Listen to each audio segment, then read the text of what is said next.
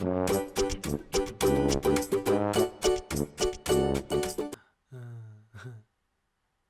the fuck? Hey! What is up, everybody? Welcome to the latest episode of YouTube Explained. Today we're going to take a look at me. As always, the links to my sources and other stuff, such as the creators' websites and stuff, will be in the description down below. Go check them out. Without further ado, let's get into me.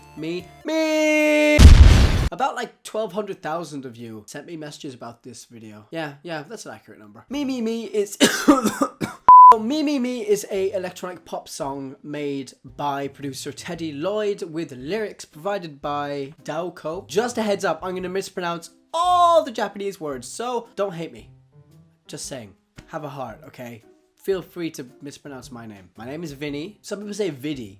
It's Vinny with an N. Vinny. The song quickly gained a cult following among anime fans and the like for its catchy tunes and for the enigmatic premise of its music video.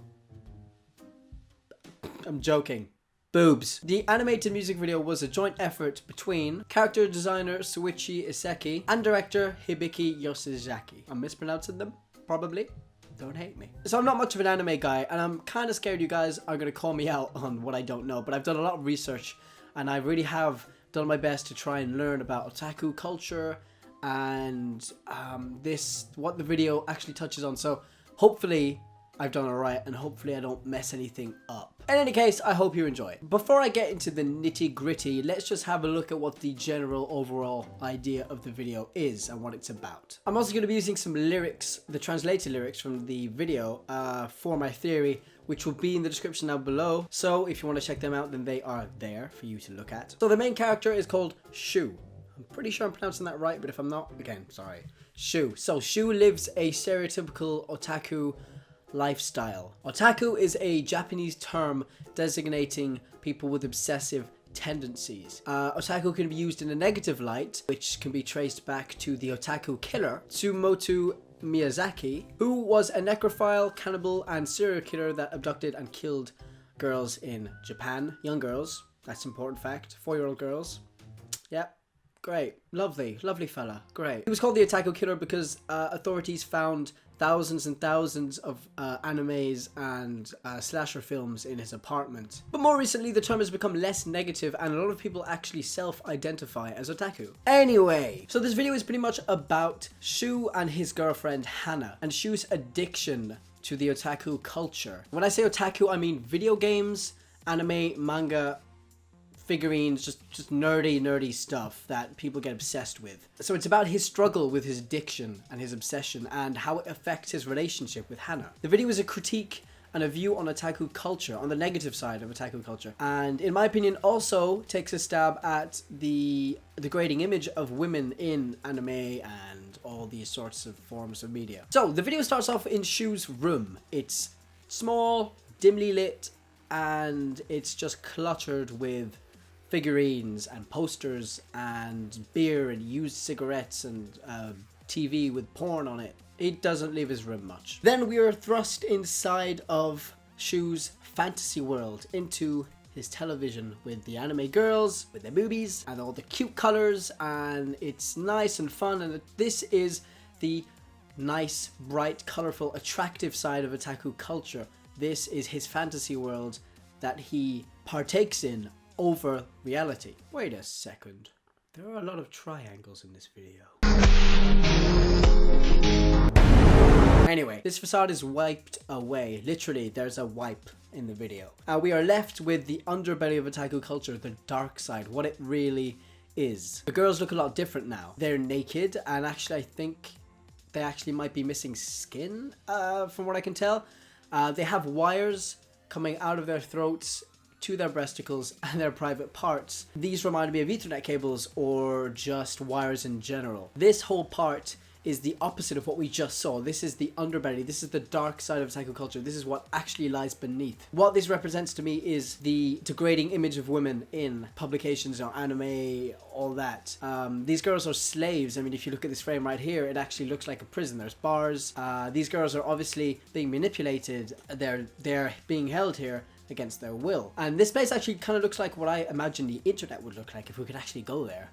You know, it's a virtual world. So I think this represents the internet and the wires, the girls, they're all wired up.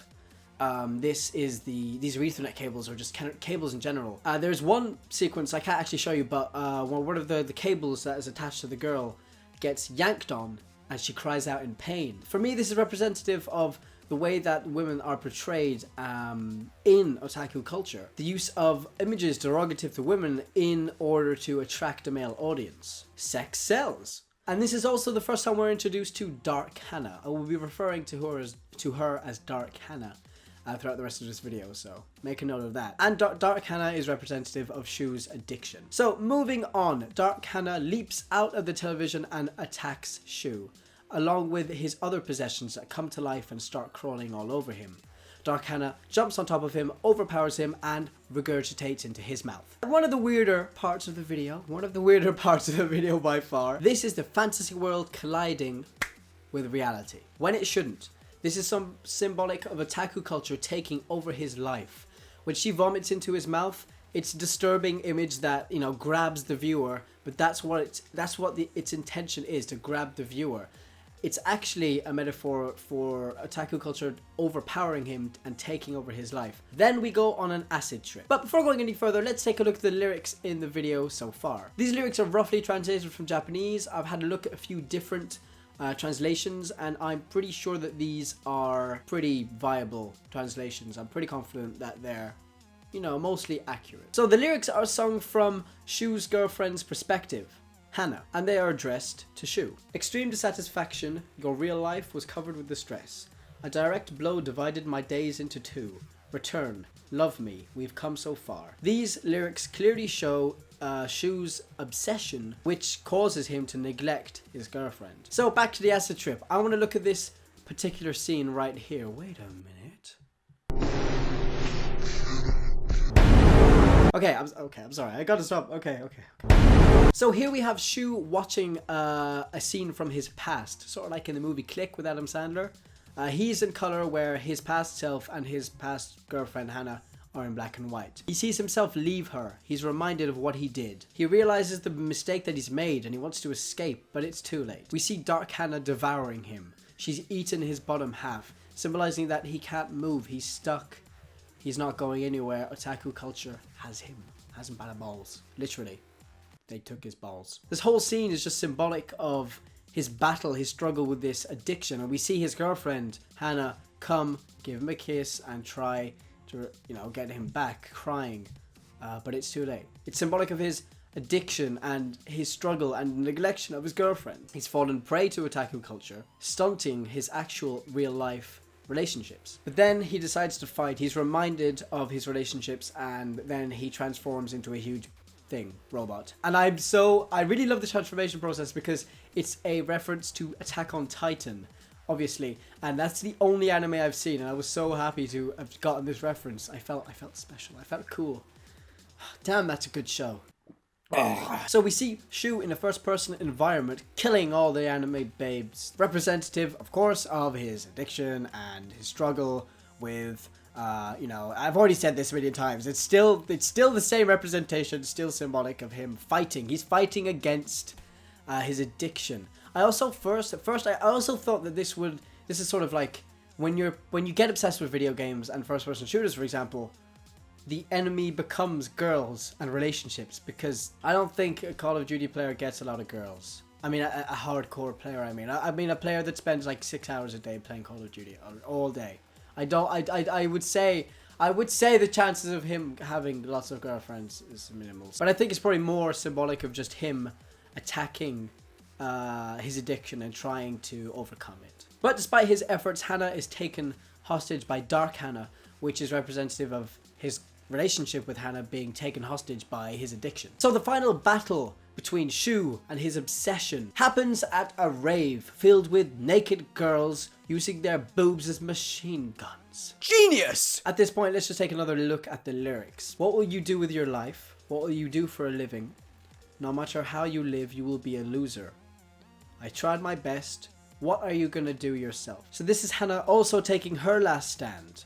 She's actually poking fun at Shu, critiquing him, trying to win him back over one last time. I want you to realize that they are just pieces of broken mirror. This is Hannah saying she wants him to realize that this isn't reality. This is a fantasy world he's involved with. It mirrors the actual world, but it's not the actual world. It's a broken mirror. It's a broken representation of reality. These lyrics are quite clever, assuming my interpretation is correct, that is. So, Shu loses his battle against the machine boobs and he's blown to smithereens. And devoured by these girls. Come to think of it now, all this cannibalism, these girls eating Shu, could be, hear me out guys, a reference to the otaku killer that I mentioned earlier in the video. That could be right. That's a possibility. I just thought of that. At this point, he's lost his life. He's dead. But he's lost his life to otaku. He's lost his life to his obsession. It's a metaphor. He's become a no-life. He's missed out on his relationship with Hannah, and he's missed out on everything that life, real life, has to offer. The final lyrics of these songs are Hannah calling out, trying to get his attention. Hey, hi, hey, look at the sky, she repeats to him. But ultimately just gives up and says goodbye. The final frame of this video is very clever because it's the exact same frame at the very beginning of the video, mimicking it perfectly, representing that, well, he has gone around in a circle and he's gone back to where he started. He's still addicted, he still has an obsession, an unhealthy obsession, and that nothing's changed. He's right back where he started. Overall, I agree with the message of this video. I do agree that obsession and addiction with the internet and video games and all of that stuff is actually a problem in today's society. I was an addict at one point myself. I remember one summer in particular, I spent always just by myself indoors on the internet playing video games, rarely going outside. It's such a waste. And before, just don't get me wrong, I'm not arguing against video games or the internet or anything. I use the internet like too much. I love the internet and I love video games. And I'm not arguing against them, I'm just arguing against the overconsumption. I mean, I used to be very shy. I still am shy. I do believe that the fact that I spent all that time indoors, playing games and not socializing, did stunt my growth from a social point of view. Back when, video games and the internet was my main pastime, I was uncomfortable in my own skin. I couldn't talk to girls. Girls? Girls? No, I could not talk to girls. No, that wouldn't happen ever. Today, my self-esteem is at an all-time high.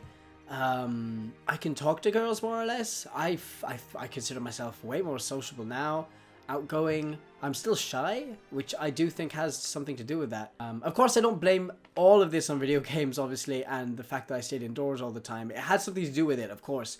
But I also moved country. I had to learn a new language.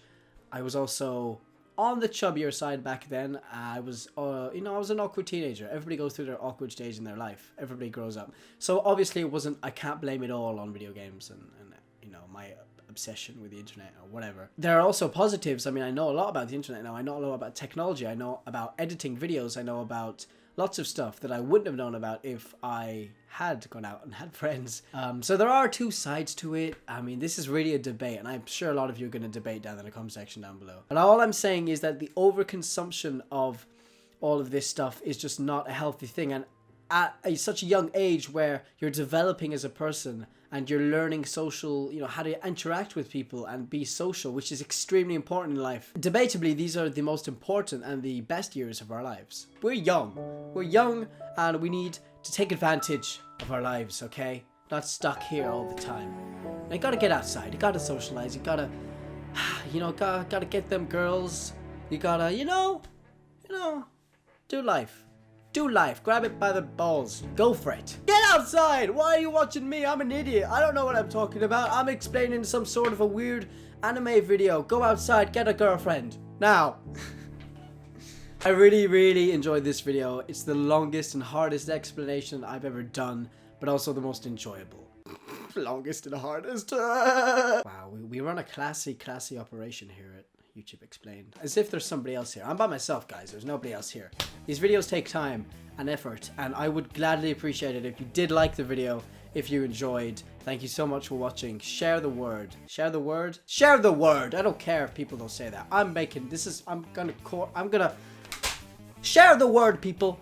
Facebook, Twitter. You can follow me. Links are down in the description down below. Share the word. Tell people, let people know about YouTube Explained. If you enjoyed it, then maybe some people you know will enjoy it. But yes, follow me on Twitter, like my Facebook page, subscribe for upcoming YouTube Explained videos. All of the links to the creators can be found in the description. You probably didn't agree with everything I've said, so please let me know what you thought in the comment section down below. This just got explained. Thanks for watching. Ah, the coffee's cold.